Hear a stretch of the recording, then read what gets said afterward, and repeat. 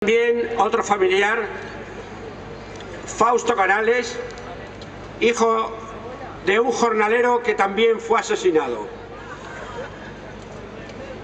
Buenas tardes a todos.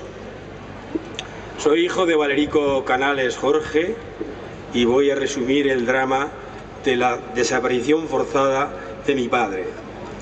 El reloj marcaba las 2 de la madrugada del día 20 de agosto de 1936, cuando una banda de falangistas allanó la casa donde mi padre Valerico, de 29 años, dormía al lado de mi madre. En la habitación contigua hacíamos lo propio mi hermano y yo, de 4 y 2 añitos respectivamente.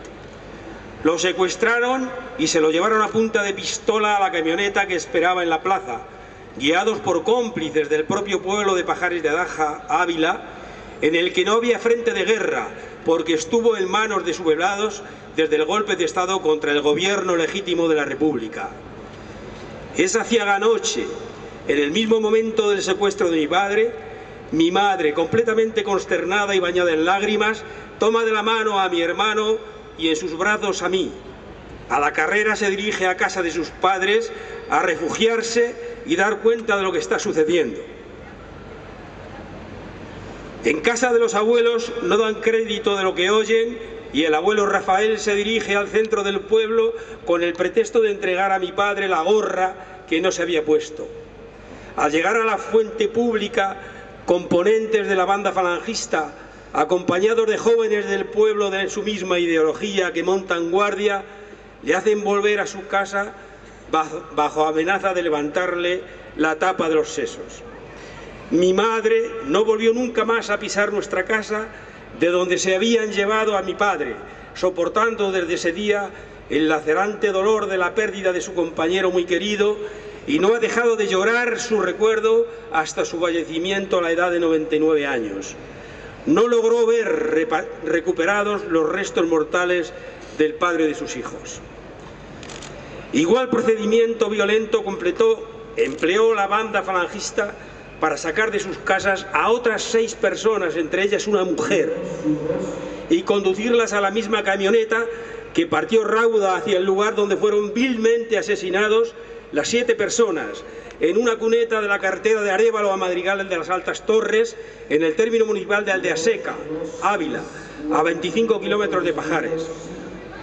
Asegurada la banda de falangistas del éxito de su hazaña, partieron a continuar sus trágicas fechorías, no sin antes dar orden de que se arrojaran los cadáveres a un pozo seco en desuso, próximo al lugar del crimen. Otras 3 personas de Pajares, el presidente de la Junta Municipal, alcalde republicano y a la vez presidente de la Casa del Pueblo, fue detenido el mismo día del golpe, 18 de julio del 36, y asesinado en septiembre del mismo año en Melque de Cercas, localidad no alejada de Aldeaseca. Otra persona, escondida al comienzo de la racia falangista, fue descubierta y asesinada la misma mañana del 20 de agosto en lugar cercano a Aldeaseca, y una tercera asesinada en septiembre en una cuneta de la carretera ya mencionada en el término de Barromán, colindante con Aldeaseca.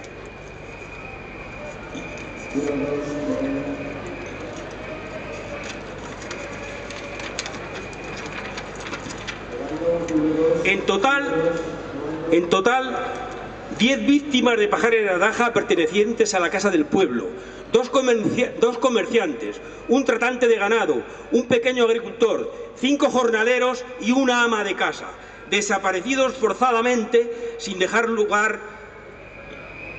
razón del paradero, como consecuencia directa de la ola de terror desencadenada por órdenes expresas emanadas de los altos mandos golpistas en los territorios donde había triunfado la sublevación y en los que iban cayendo en sus manos hasta el fin de la contienda.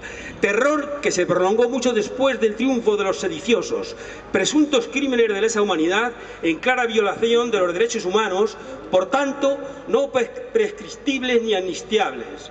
El pueblo tenía unas 100 familias y asesinaron al 10% de las mismas por sus ideales republicanos. Como consecuencia, 40 niños y niñas quedamos huérfanos y pobres de solemnidad. La mayoría tuvieron que echarse a pedir por quedarse sin el progenitor que procuraba el escaso, pero imprescindible jornal para subsistir. obligados a vivir marcados por la orfandad y señalados como hijos de rojos. En nuestro caso concreto, el abuelo, que era pastor de otro amo, con 3 hijas sirviendo en Madrid, otra hija de 14 años sirviendo en el pueblo y un hijo de 12 en casa, no podía asumir alimentar otras 3 bocas más, y por eso, al poco tiempo, mi madre se puso a servir en un pueblo de al lado, a donde mi hermano y yo, cogidos de la mano, acudíamos de vez en cuando a visitarla. Allí estuvo hasta el año 1963 en casa ajena y separada de sus hijos por haberle arrebatado forzadamente a mi padre. De los asesinados de Pajares de Adaja, como de los demás desaparecidos en la geografía española, los responsables de sus fusilamientos no dejaron rastro documentado de estos actos ominosos. El manto de silencio, consecuencia del terror premeditado impuesto, hizo que ni siquiera en la familia se hablara de las desapariciones de los seres queridos. Sabíamos por transmisión de boca en boca que habían sido fusilados y el término municipal donde se hallaban, aunque no el lugar exacto, pero era tal el miedo que atenazaba a las familias afectadas que no se atrevían a dar un paso en la dirección de averiguarlo.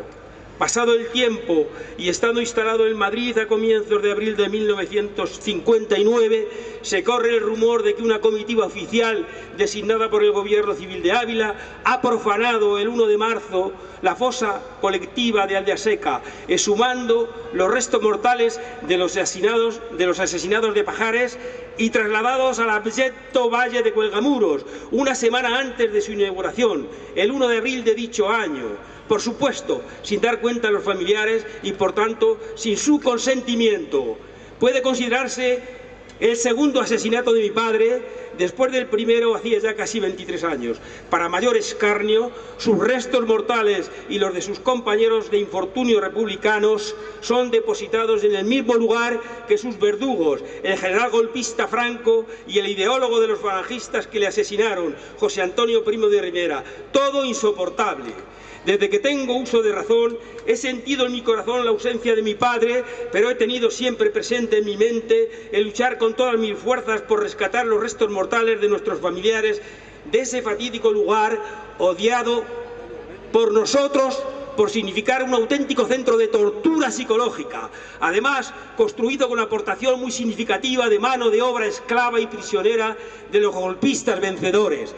Desde el año 2000, un año después de mi jubilación, tomo contacto con la RMH de Emilio Silva y me hago socio de la RMH de Valladolid, con el objeto de luchar denodadamente por conseguir sacar los restos de los asesinados de Pajares del Valle de Cuelgamuros, no me atrevo a decir como le llaman, Valle de los Caídos, y llevarlos al cementerio municipal de Pajares, donde hemos levantado con toda la ayuda del ayuntamiento socialista un monumento sepultura que les está esperando.